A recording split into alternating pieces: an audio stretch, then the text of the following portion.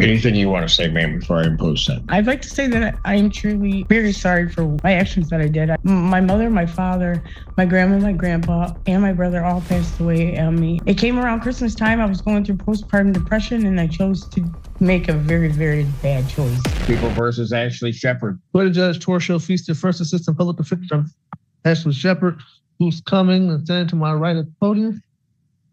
Second. Ashley Shepard. Go ahead.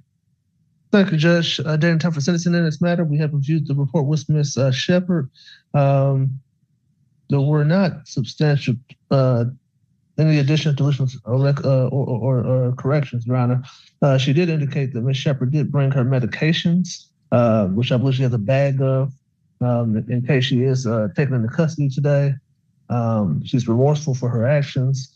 I believe that there's a recommendation for her to serve 4 days. By statute, she'd be asking the court to consider not doing those 4 days, but she understands that the court may have its hands tied as a result of the statute. She does have a minor child, a 3-year-old son that she is the sole provider for, and she will own to provide for that child, as well as having limited resources for help.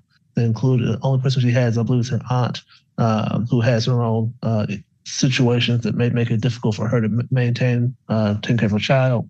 But she understands the court has to do what the court has to do, but she'd ask the court to follow the recommendation aside from the 4 days. And Teresa Twyre on behalf of probation, Your Honor, I just wanted to update the court when I provided my recommendation to the court. Ms. Shepard had not downloaded her SCRAM Tether since February 19th. She did get in yesterday to get that downloaded. And they provided a report to the court, so there's been no violations on it. So I wanted to update the court with it. All right. Anything you want to say, ma'am, before I impose sentence? I'd like to say that I am truly very sorry for my actions that I did. I did 6 years in the penitentiary back in 2021, and from 2015 to 2021.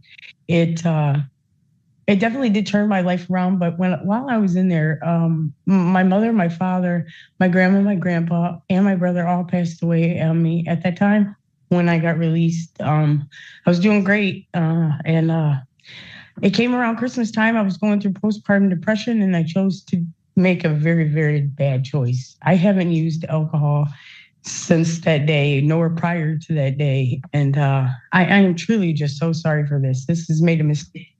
It's hurting me. It's hurting my aunt that, she's diabetic, who's now going to have to try and take care of my son while I do this. And I'm truly, truly, truly sorry. I'm willing to jump hoops to do what I got to do to make this right. There are two very different sentencing strategies operating here.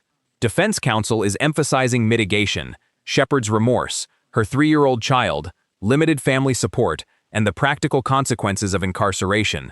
Shepard then adds personal context, prior imprisonment, major family losses, postpartum depression, and what she describes as an alcohol-related bad decision.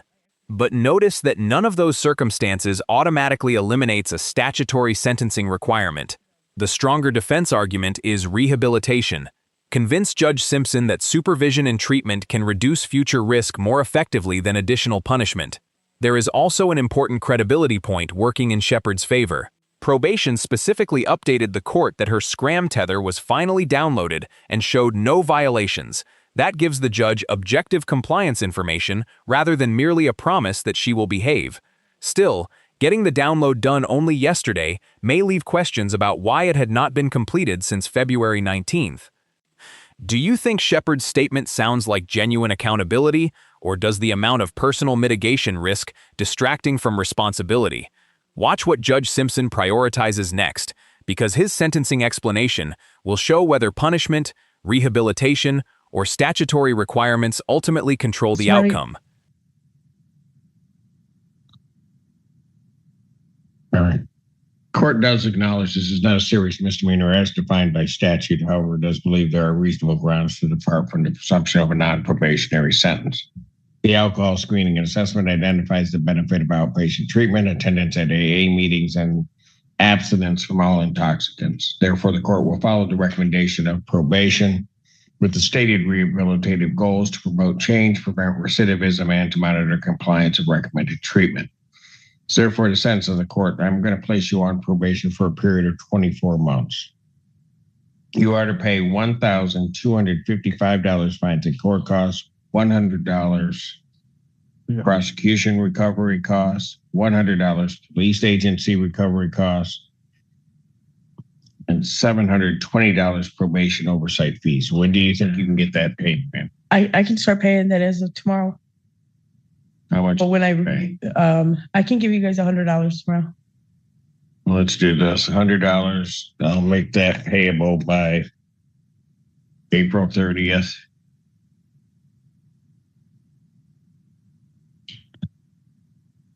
And then a payment plan as directed by probation. Understood? Yes, sir. There should be no use of alcohol, recreational marijuana, or any illegal substance subject to random testing as requested by probation. You're to complete outpatient substance, including all and follow all recommendations, including aftercare recommendations with status reports to probation. You're to attend one AA meeting per week with monthly verification to probation. You're to provide proof of the victim's impact panel attendance to probation. I will continue to SCRAM Tether until there's proof of outpatient treatment, and that is provided to probation. This is the key sentencing architecture. Judge Simpson has already rejected a simple non-probationary outcome and imposed 24 months of supervision because the assessment identifies treatment, AA attendance, and abstinence as rehabilitative needs. The conditions are interconnected. Random testing checks compliance. AA provides continuing support and documentation. Outpatient treatment addresses the identified substance issue, and the SCRAM tether remains in place until probation receives proof that treatment has begun. In other words, the court is creating measurable checkpoints rather than relying on Shepard's promise to jump hoops. The financial discussion matters too. When Shepard says she can start paying tomorrow, Judge Simpson immediately asks how much and converts that answer into a concrete $100 deadline, followed by a probation-directed payment plan. That tests whether her stated willingness can become actual compliance. But the defense's biggest obstacle remains untouched. Counsel warned from the beginning that the statute may require 4 days. Did you notice how the judge separated rehabilitation from incarceration instead of treating them as alternatives? Shepard can receive treatment-oriented probation and still face mandatory custody. That distinction is critical, because the next ruling will show exactly how much discretion Judge Simpson believes the statute leaves him. Pursuant to the statute, after order what I'm going to order, 365 days in jail. I'll give you credit for the 1 day that you served. You are remanded to serve an additional 4 days, then the balance will be suspended. Defendant is and Assistant Public Defender Natalie Pate. Mr. Deanne, please keep yourself quiet in the courtroom. You're fired. Conflict of interest. I'm a blood tooth. Can I get the fuck out of here now? She's fired. I would like to schedule for get the fuck off my case. You're fired. You're fired. I'm not playing to shit. You're fired. With the ugly ass, dusty ass suit. I'll represent myself. We can schedule for trial. When's your trial docket, please? Well, conflict of interest. She's ugly and she got a dirty ass suit on. Hang on. The fuck off my case. Where your wig at? Where's your wig at?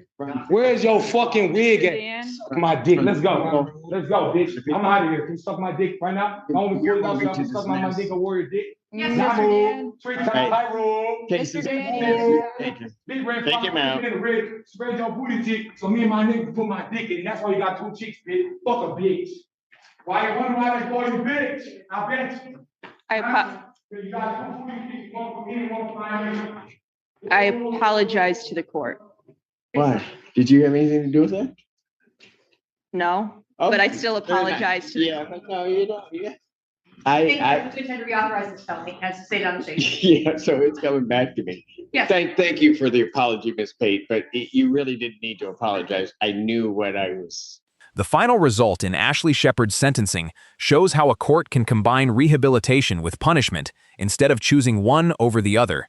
Judge Simpson imposed 24 months of probation, financial obligations, substance restrictions, random testing, outpatient treatment, weekly AA attendance, victim impact panel verification, and continued SCRAM monitoring until treatment is documented.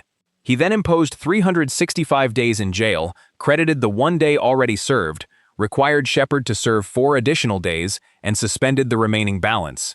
That structure gives the court significant leverage. Shepard serves the immediate custody component, while the suspended jail time and probation conditions create continuing incentives for compliance. The ruling also explains why the defense's mitigation mattered without producing the outcome Shepard requested. Her child care responsibilities, remorse, personal losses, and rehabilitation arguments gave Judge Simpson information relevant to sentencing, but they did not erase what he described as a statutory requirement. At the same time, the assessment supported treatment and monitoring, which is why this became more than a simple jail sentence. Then, after Shepard's matter had effectively concluded, the courtroom erupted into an apparently separate outburst involving another individual and counsel. That disruption should not be confused with evidence against Shepard or with the reasoning behind her sentence. Judge Simpson's response to the later apology also shows an important courtroom distinction. Responsibility stays with the person engaging in the misconduct. Was this balance of 4 additional days, structured treatment, and 2 years of supervision proportionate in your view? If you found this case as shocking as we did, make sure to hit that like button, share your thoughts in the comments, and don't forget to subscribe for more jaw-dropping courtroom breakdowns.